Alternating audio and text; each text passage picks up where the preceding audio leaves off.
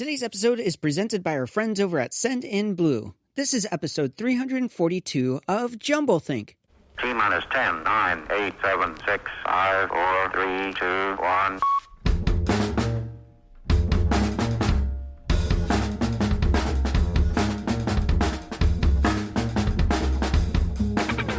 Welcome to Jumblethink, where we interview dreamers, makers, innovators, and influencers all about their journey of turning dreams and ideas into reality.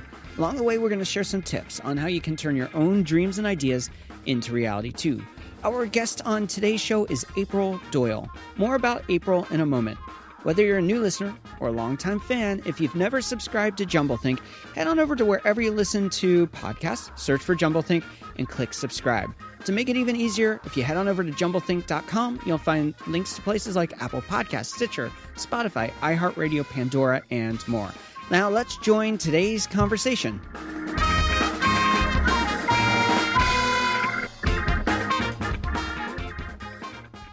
Hey there, friends. Welcome to Jumblethink. My name is Michael Woodward. I am your host. We have a great conversation lined up for you today with April Doyle. Before we dive into that, we want to thank our friends over at Send In Blue for sponsoring today's show. Send In Blue is your all-in-one marketing solution that lets you create beautiful email campaigns, powerful marketing automation, and use tools like text messaging, chat, Facebook ads, and audience retargeting. Best of all, as a listener of Jumblethink, they're going to give you 1 month free of their premium plan to the first 100 Jumblethink subscribers who sign up. All you have to do is head on over to sendinblue.com/Jumblethink and use the code Jumblethink when you sign up to get your first month free. We have a great conversation lined up for you today with April Doyle. She is a singer-songwriter, performer, and model with a new project out called April and the Velvet Room. The Velvet Room is an experience of smooth, sophisticated jazz and R&B with neo-soul overtones. There's a lot of really great stuff on the album and on the project. We're going to talk about her music, creativity. We're going to talk about songwriting, and even beyond that, we're going to talk about how COVID has impacted the world of musicians globally. It's a really fun conversation. So let's go ahead and join our chat with today's guest, April Doyle. We are here with April Doyle. April, welcome to Jumblethink. Thank you so much for having me. How are you? I'm doing good in these crazy, crazy times. How about you? Yeah, it is definitely crazy. I'm hanging in there and looking at everything very differently. Life has changed. Yeah. So where are you hunkered down? How's it impacting what you do? I'm in Del Mar, California. Beautiful Del Mar. Yeah, and the band comes out of all the way from San Diego to LA for any given performance. And of course, right now we're just kind of staying home. We are doing one very cool thing. We're going to drop this probably in the next 2 or 3 days. Maybe I shouldn't be talking about it early, but I am going to anyway. The group recorded Michael Jackson's Heal the World. Oh, cool. And it's beautiful. Yeah. And so we all did it remotely. And JP Castillo, who is the musical director of my live performances, put this together, and everybody should look him up, jpcastillo.com. He just, he goes out on tour with the Jacksons, and he does all Michael stuff. And he opened up for J-Lo the last 12 shows of her last tour, which was a couple months ago. Wow. He's phenomenal. Yeah. So he is one of my lead singers. And in Haute Chile, my corporate band, and then when I do my original project, April and the Velvet Room, he is the musical director, vocalist, percussionist, kind of jack of all trades there. Wow. Yeah. Wow. So before we dive into everything that you're creating, really cool stuff, you mentioned there that you did this Heal the World project and you did it remotely. And I think a lot of people don't realize that in the music industry, you don't always have to be in the same room or the same studio to actually put music together. So very true. There's some really cool stuff being able to be created. Has being locked down slowed down the production of some of the projects you're working on, or are you able to still keep on going and use creative technology solutions to solve these problems? I'm going to say yes to both parts of your question. Okay. It has definitely slowed things down because, it's not like we're like, hey, let's get together, let's rehearse, or, hey, we got a gig. Most of my gigs we had one major one cancel in Laguna in the middle of May. But most of the other ones, the clients have been moving them to later in the year or early next year, which is, I'm glad they're not canceling them. And I mean, it's important for their group if it's a corporate date, for example, because those events keep the morale of the company up. Mm-hmm. It's kind of like a thank you, to them for a good year or whatever. So I don't know. I mean, and then after all this madness that's going on, it will be, when we can start performing for the groups again, it's going to be kind of like life moves on, everything's okay kind of vibe, I think. Yeah. And I think with music, as much as it's the soundtrack of our lives, I think at times we take some of the music industry for granted. And I think that being able to go to festivals, being able to go to corporate events, going to just simply enjoy the music, we're going to have a little bit more sweetness to experiencing that again. Hopefully. Yeah. I mean, it's definitely things are changed now. I think that some of the change is actually going to be good. I think everybody's just more conscious of, who they're working with, who they're around. People are going to be washing their hands more and taking more. I think some of that stuff that we're going to take from this is actually positive. Yeah. It's still, all very odd, and it's not fun when a situation is forced on us. People are afraid. They're not working. They're wondering when they're going to be able to work again. Some businesses are completely shut down because they couldn't hang, through this.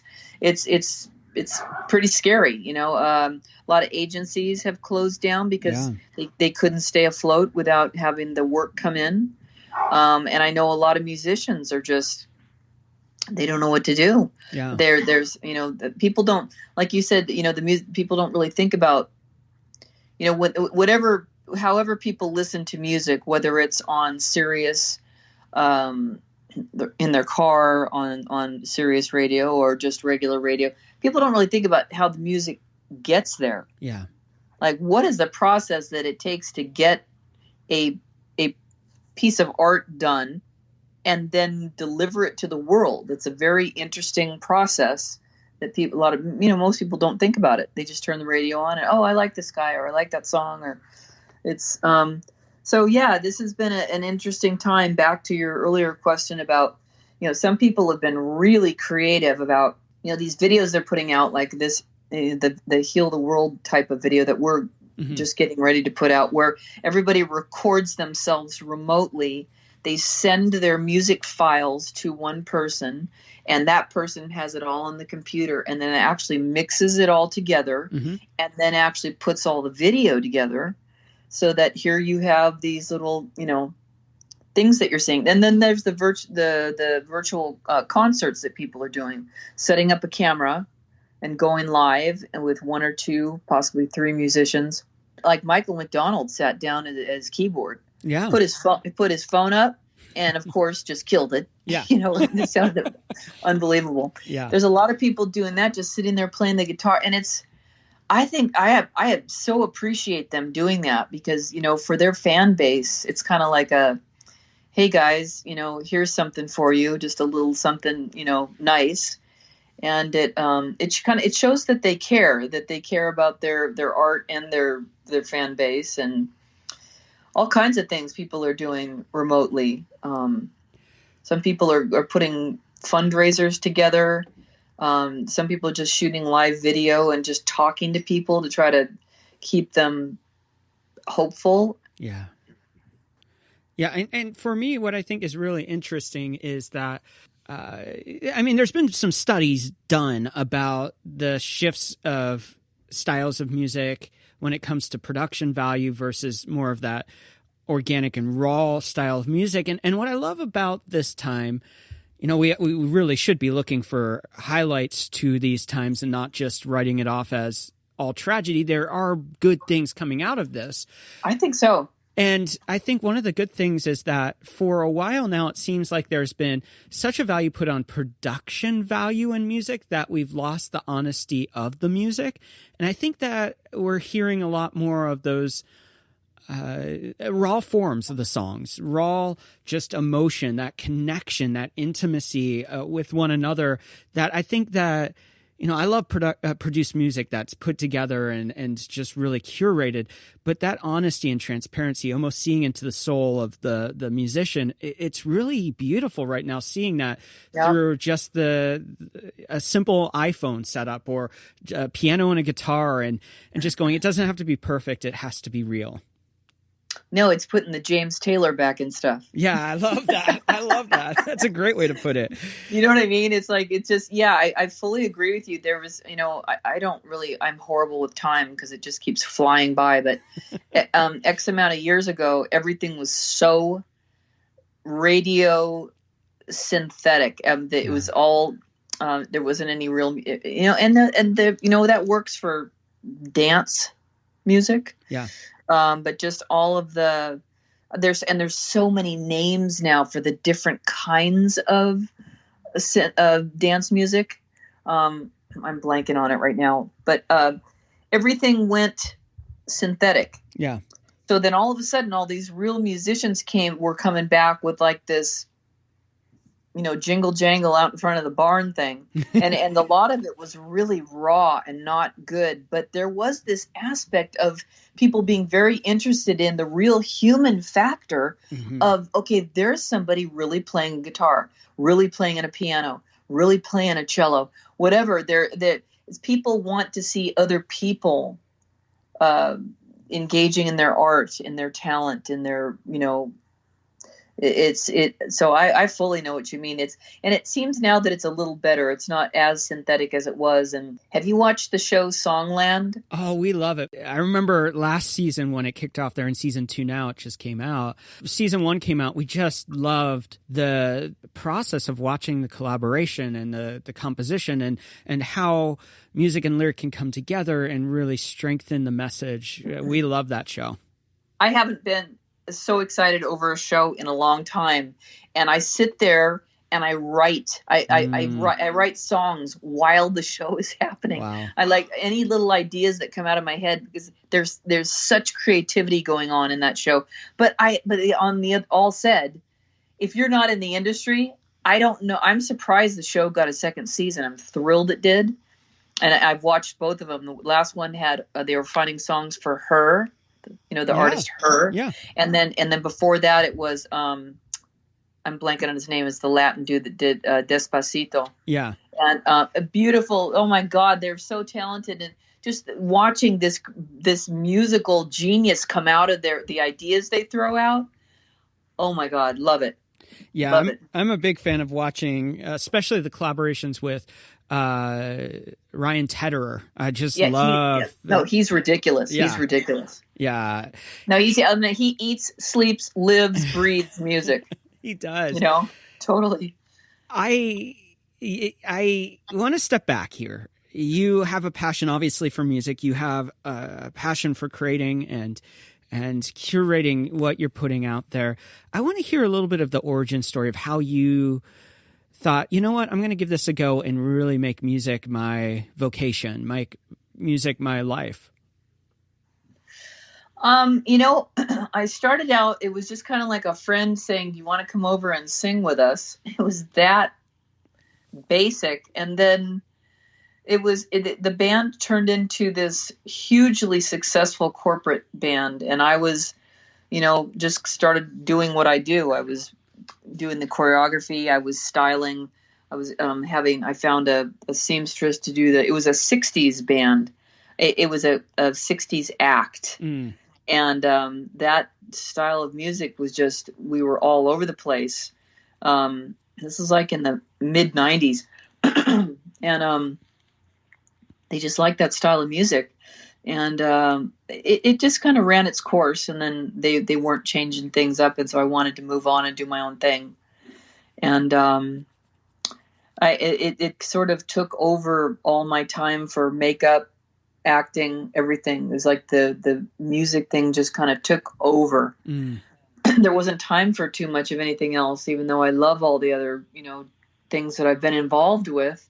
Love acting. I would love to do, actually, I would like to do another, I haven't done a musical in quite a while, but that would be kind of cool to do that. And because it's like music and acting together, of course. I kind of sidetracked there. Sorry, I threw myself.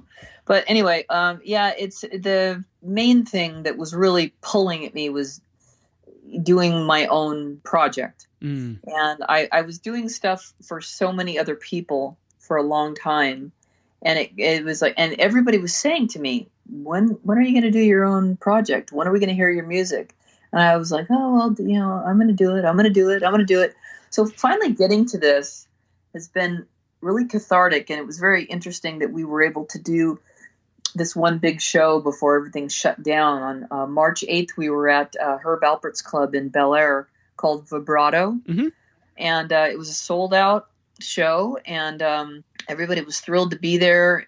I had some of the dancers from Dancing with the Stars, and the lead guy, the choreographer James T, was also on the last season of The Masked Singer. Mm-hmm. And unbelievable, because Herb Alpert's club nobody, you don't dance. Right. They sit there and they eat amazing food. It's a killer venue. It's It is. really fun. And Love it. I remember the first time I found out about Vibrato, it is Seth MacFarlane was Oh performing my that. God. What a talent. What a talent. I watched video of it. I'm in the East Coast now. I used to be on the West Coast, and I remember I'm a big jazz club fan. Village Vanguard in New York, and Nice. and some of just the classic jazz clubs, Smalls, and all of those in New York. Love going to those, and I remember seeing this and just going, "This is kind of like a throwback to the 2030s real club culture." Yeah, I agree. Have you ever been to the Carlisle in New York? I haven't. Bobby Short played there for like 28 years. That's one of the people I adore. He's passed on. Yeah. He was true cafe society. Mm. And he dated Gloria Vanderbilt, and that was a big deal back in the day because of interracial interracial relationship. And he would go back between he would gig in France, and then he would come back here. So he was very truly like highfalutin, and he was always overdressed, and he was just amazing. So you said jazz club. I'm sorry, and that just I've been talking about him lately when people ask me who some of my influences are, and my mother used to play all this beautiful music for me as a child, and that was one person that I don't think that was pretty usual to hear somebody like Bobby Short. So that's an awesome thing that I was able to be exposed to. Yeah. We're going to be talking more about April and the Velvet Room. We're going to be talking about a lot more. As we wrap up this first segment, though, we always ask 3 questions. The first one being, how do you find purpose in what you do? How do I find purpose? Well, I think that it's an interesting question. I think there's also something about you're called to do certain things. I believe that part, not all, but part of what I do is because I'm called to do music. I think we have natural propensities towards what our talent is, what we're good at, and we kind of find ourselves. I think if you aren't doing what you're supposed to do, I think there's always a kind of a disease, kind of you're not easy at what you're doing, or you hear a lot of people that are unhappy in their jobs. Yeah. I feel like it's kind of like they're not really listening to or doing some of the things that they're great at or meant to do, or it hasn't, their heart isn't involved with it. I think that's a big part of it, that your heart's involved with it. So I talk to myself in a circle and don't remember what your question is now. How do you find purpose in what you do? That was the question. I think, well, I did answer it then. I think when your heart's involved, I think that's your purpose. I think that's some of the main purpose. What is one challenge you are currently working to overcome? This current situation, trying to keep my team, keep them kind of positive and looking forward in these very odd times, and it is going to pass, and we are going to be working again, and people are really going to want us to work because they want their company, corporate entertainment is an odd deal. I was thinking of doing a little short on it because a lot of people don't even know what it is. But it's kind of and there's a lot of headliners that were staying alive because of corporate entertainment. Yeah. Kool and the Gang, Earth, Wind and Fire, Bon Jovi. Even we'd run into them all over the place because it's tax write-off money for the company, and it just keeps everybody up and happy about what they're doing in their business. It's actually brilliant that the people in charge want their team to have these kinds of pats on the back, so to speak, have these kind of events. It's a really good thing. So we're glad to be a part of that. And we're just trying to stay positive, like I said, so hopefully when this all passes that we can just get back on the saddle and ride and be doing what we did. Yeah. And that I still have some events that are moving further down the line in the calendar. Luckily, they're not all canceling. Yeah. So I know people are hopeful about getting through this time. What is the next big dream, idea, or goal that you have? I'm always got way too many irons in the fire. I'm one of those people. I want to. I've got my album is done. We're probably turning that into 2 EPs because of how it's kind of morphed into I was recording these classics, and then started writing all this original stuff, and then it turned into it kind of blossomed. That's a good way to put it. It kind of blossomed into a different kind of project. I want to record another series of songs with a full orchestra. That's one thing I'm looking forward to doing. And then also I have a couple of movies that I'm going to do decks for. My social media guy is unbelievable. Rich Elizalde. He knows everybody in the business, and he's so connected, and he's consummate professional, but a real person, cares about people. He did the deck for Taylor Swift's movie, and I have a couple really strong movie ideas, too, that I look forward to getting into. Super cool. Well, we're going to take a break right here. When we come back, we're going to talk more about April and the Velvet Room. We're going to talk more about Tears Are Gone and that single, and we're going to talk just about the music world. It's going to be a lot of fun. We'll be right back.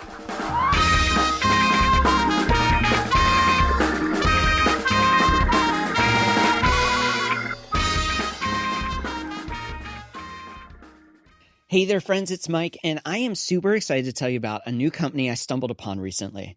For years now, I have used the typical companies to manage my email newsletters, to update you on episodes of Jumblethink, to give you insights into idea camps, and beyond that, I've used these tools to manage our customers' email newsletter campaigns too. Over the last year and a half, I've been super disappointed by the tools that we typically use. For some reason, they thought they needed their platforms changed, and in doing so, they made them counterintuitive, difficult to use, and really lacking the power I needed to manage my newsletter campaigns well. That's why when I stumbled upon Send in Blue, I was super excited to see how easy it was to move over to their platform, to create an email campaign, and to get the stories of Jumblethink told to you right in your email box. Best of all, they don't just do email campaigns. They can help you with your text message management. They can help you with your Facebook ads and a lot of other really cool tools. Simple and powerful don't usually go together, but with Send in Blue, they do. Best of all, they want to give you 1 month free on their premium plan if you sign up right now. And this is only good for the first 100 Jumblethink listeners who sign up. So head on over to sendinblue.com/Jumblethink. Use the code Jumblethink and get your first month free. I'm super excited to be using them, and I hope you'll check them out. I think you're going to be impressed with what they do, too. So head on over, sendinblue.com/Jumblethink, and use that code Jumblethink to get your first month free. Now let's return to our conversation with today's guest, April Doyle.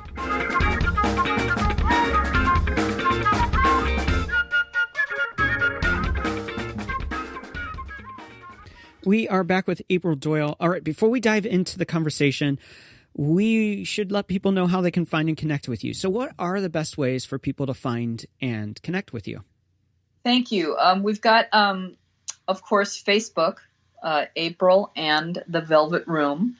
And on my page down the bottom right, there is a box with a bunch of links to video, audio, pictures, etc. And then there is the website, www.April,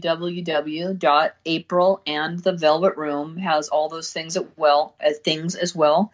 And this is actually cool timing. Would love people to check it out and let me know if they like it. We've got another single and video dropping next week. It's called La Belle Dame Sans Regret. It's a French song that Sting did X amount of years ago. And we're excited about that. Super cool. I'm excited to talk about April in the Velvet Room. It sounds like a really fun concept, bringing out your own music. You've defined it as classic neo-jazz funk. What does that mean? Well, it means exactly what it says. I know I was trying to, I was looking at the way that I had written it earlier. I always modify it. Today I have it as, on my bio, April in the Velvet Room is a beautiful melange of some classics, originals, and jazz cuts, styled and performed with an R&B and sophisticated neo-soul vibe. Now say that 10 times fast. I don't know if I can make it through once. Yeah, no, because it is got, these different aspects together, which is what I love about it. Yeah. And again, it's all, performed by the best musicians in the business, and we're doing these esoteric classics, and we're kind of adding a jazz / R&B vibe to them, and to keep it all cohesive. And it's just the coolest. It's just a cool. People love it. It's just a really. They love it because I have a lot of different lead singers and a lot of different things going on. I love to sing and all that, and I love the songs that I'm singing, but I don't know. I never forgot that one time I went to a Whitney Houston concert and I got bored. And I thought, and that was the weirdest thing to me, because just this unbelievable, perfect vocals. And about halfway through, I started looking around at the crowd, and I realized that I was kind of, I don't know, it just kind of stuck with me. I thought, when you see the same person singing the entire night, I don't know, it just seems to me that it's a little more interesting to have other aspects in a show. So because of things like that in my brain, that's just the way my brain took it, I like to have things like all of a sudden have some dancers pop up, all of a sudden have some spoken word, all of a sudden have some unbelievable, superstar saxophone player come in and do a solo. I think that just adds just a nice little kick to the show, and that's kind of like my vision for any of these shows. I remember a couple seasons ago, we were talking to Eric Reed, who is a phenomenal jazz pianist. And although he doesn't like being called that because he sees his music as jazz, he's kind of coined this term jazz plus or jazz and it's this whole concept of, so often we're really focused on trying to categorize people or put them into a specific pocket that we don't see the genius of their music, or we don't understand the full influence of what they're trying to create, or the aspect of what they want to share with the world. We are so focused on putting them into a bucket with other people that we don't see them as an individual. We mentioned that classic neo jazz funk, and you gave the much longer version of that. Is that kind of how you feel too? Is like, hey, I'm inspired by so many things. I create in different genres. I bring them together and fuse them together. I'm more than just a singular thing. Yeah, and I think we're all, yes, definitely yes. And I think where it all started for me was in this process that I went through in recording my album. Like I said, it started out, I was just recording some of these beautiful classics that I had always loved, that these artists that my mom had exposed me to. And I was really having fun with that. And then here it like morphed into this.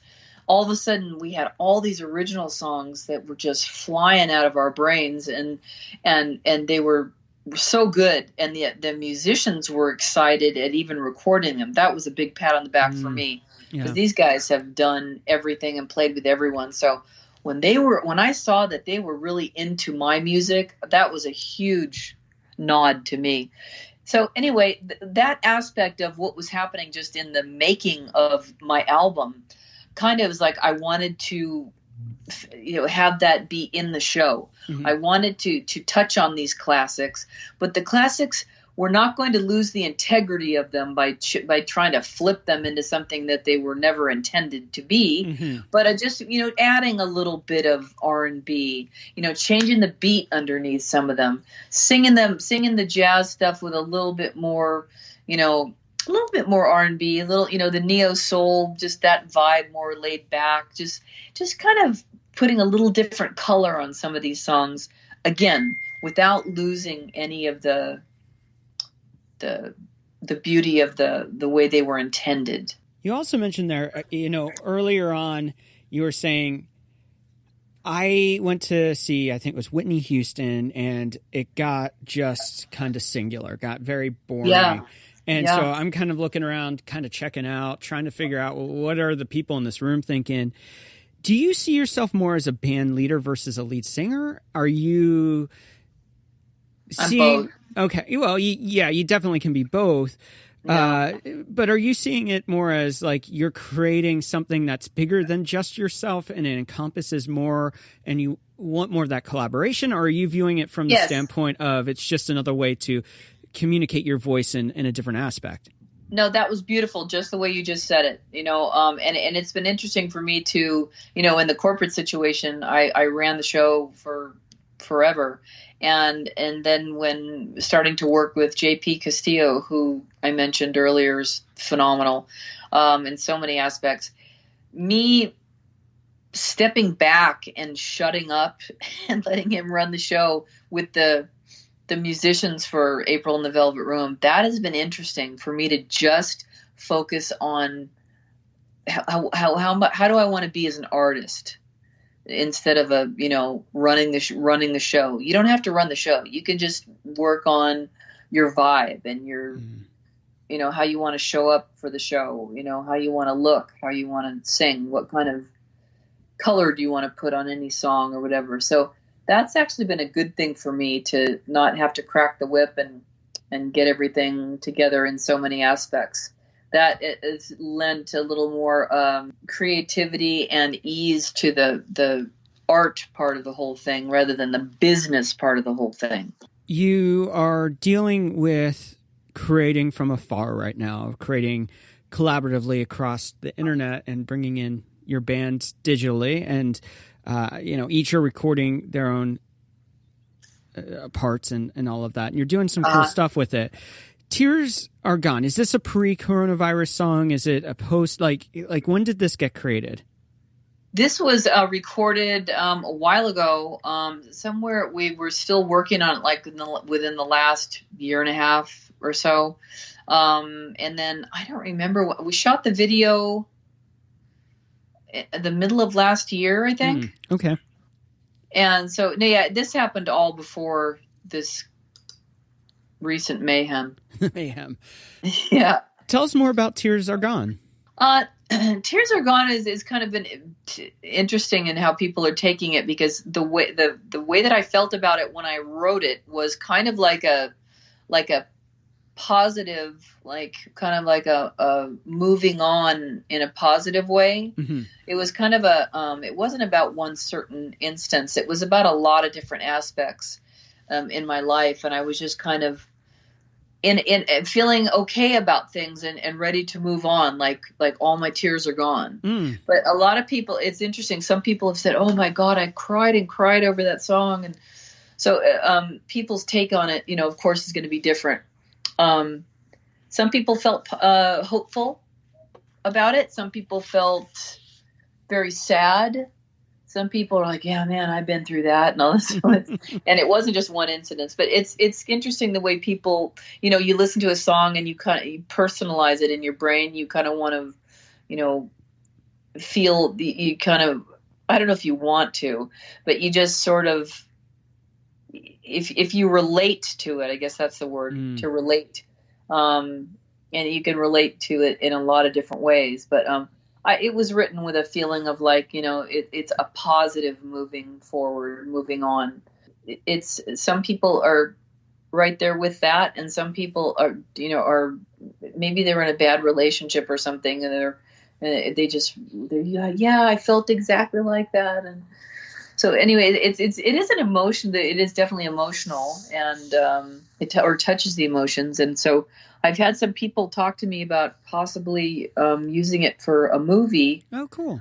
2 different people, and I'm crossing my fingers on that would be a cool thing. Or if somebody else if somebody wants to sing it, I think it kind of is James Taylor-ish.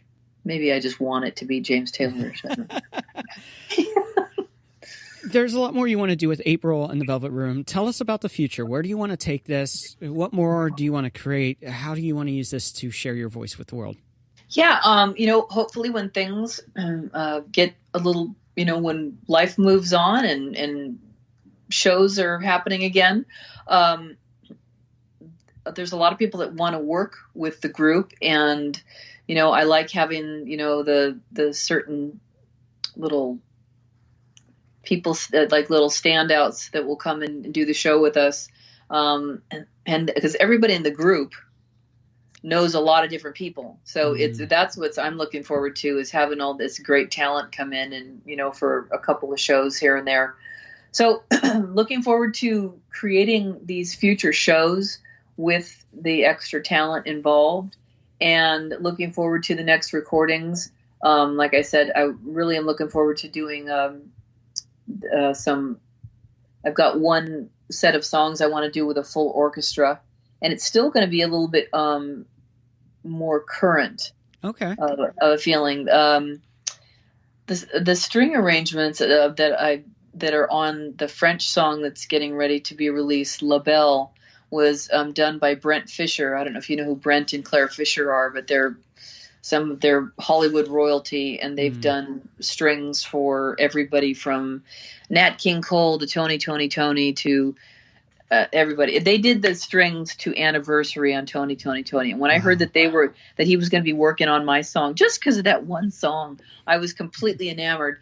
And now he's of such note, the La Belle is being submitted for Latin Grammy consideration. So that's another thing I wasn't planning on, and just thrilled. And that's due to Kevin Flournoy, who was the producer of all the recordings. And he is the musical director for the Pointer Sisters. He works on and off with Shaka Khan, Babyface. I don't even have the list in front of me. It goes on for days. And he pulled all these superstars in to be on these recordings. And so some very interesting stuff is happening because of the beautiful talent that I had involved on the songs and the album.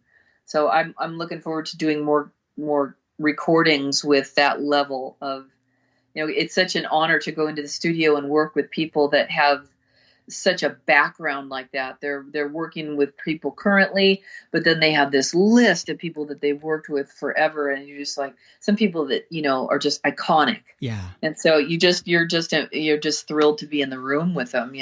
You've created so much, and you're creating your own sounds now, your own space. What keeps you going in these hard times when there's so many people walking away from their dreams and ideas? Maybe they've owned a restaurant.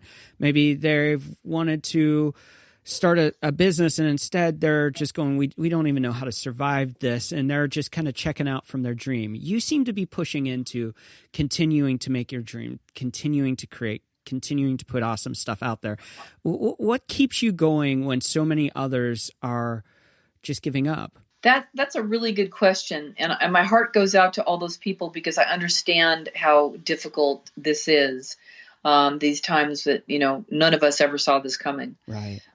So, emotionally, financially, so many different aspects have been just knocked down. I'm just that type of person. I'm very type A. I'm like, let's do a show. There's costumes in the barn. I'm kind of, let's come on, everybody. I guess I'm kind of a cheerleader type personality of let's keep going. But I do feel very strongly that this is going to pass by, and that there will be some positive aspects that we all take from it. I mean, I think we all got scolded in a certain way, but I think maybe people are going to be more careful with each other, and just I think that the things that we're concerned with now might help us in the long run. Yeah. I really hope that it's going to help us, because we just have to we have to support we have to take care of ourselves, but we have to be able to reach out and take care of each other. That's one of my big deals in all my, all the corporate gigs and stuff. I take a little bit of the money and I donate it to the animals, and I do the Doctors Without Borders and St. Jude's. There's certain things that I always try to pay it forward. I think that's, while we're here on this earth, we're supposed to hopefully make it, have our presence upgrade things. Just even a small amount is worth everything. If we all thought about that daily, I think there'd be less problems if we all had it in our psyche to take care of each other a little bit, just pay it forward, just treat other people the way we want to be treated. It could be a different world. Love that. And with that, we're going to take a break. When we come back, it's rapid fire questions.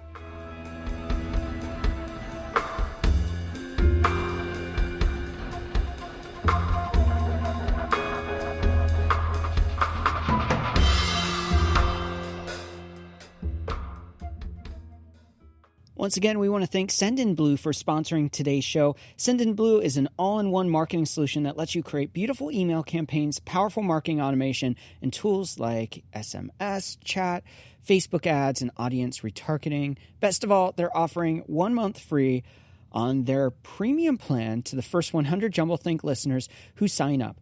So it's time to get your marketing plan in motion with Sendinblue. Visit them at sendinblue.com/Jumblethink. Use the code Jumblethink to get your first month free. Now let's jump into rapid fire questions. Mettre l'aiguille sur le disque. Mettez le contact, reposez votre bras et attendez. Restez calme. We are back with April Doyle. All right, are you ready for rapid fire questions? I am. Awesome. As a child, what did you want to be when you grew up? As a child, what did I want? I wanted to be, I'm not sure what it was supposed to be, but it was a superstar of some sorts. I wanted to be like film, screen, records, everything. I just wanted to rule the world and the entertainment industry. What is one tip you'd give someone with a big idea or dream and they don't know where to start? You have to set up a foundation. It's all doable. And if you're not sure about whatever it is, singer, actor, whatever, anything, even in business, you want to learn. You go to the people that are great at what it is that you want to do, and you learn how they're doing it. So that's one thing. The computer is so great. And there's master classes. That master class thing, you can listen to the top people in any industry and listen to how they did it, and then you can learn. That's another thing. You can take any kind of lesson in the world on the computer. So start educating yourself in your field, so that you have some background and you can push forward. You have to have that background. What is one change you'd like to see in the world? I would like to see people, caring for each other collectively, some kind of, reaching out and, have it not be so personalized. Again, I talked earlier about paying it forward. I think that's really important. And just treating people the way we want to be treated, with patience and, having compassion for each other, especially in these difficult times, Yeah. What do you want your legacy to be? I want it to be that I made a change while I was here, that I was a healed cell in the collective. I want it to be that I helped so many animals and so many children. And I want it to be that that people remember that I reached out, I guess, while I was here. It wasn't just about me, that I wanted to pay it forward. What is one book you think every dreamer should read? I'm horrible because I talk about all this high-minded stuff and then I read a bunch of Stephen King. Well, let me rephrase this question. What is one album that inspires you to dream? Oh, that's even a harder question. There's, I made it worse. I love so many of them. Shoot. to open your brain up, anything by Steely Dan. I know I didn't understand Steely Dan as a child, but as a musician, when I learned what they were doing, anything by Steely Dan. There's so many, Earth, Wind and Fire, just people that are you're going to hear their music in 20 years. It's not going to disappear. Most of the stuff we're hearing right now on the radio is not going to be there in 20 years. It might be cool, but I don't know. I just like some stuff that has shelf life because there's so much art to it. So I'm not trying to date myself by saying these people. It's just that I didn't get it when I was a kid hearing this stuff. And now I'm just like, wow, these people are unbelievable. There's so many good people out there. I'm sorry. I'm on a, you know what?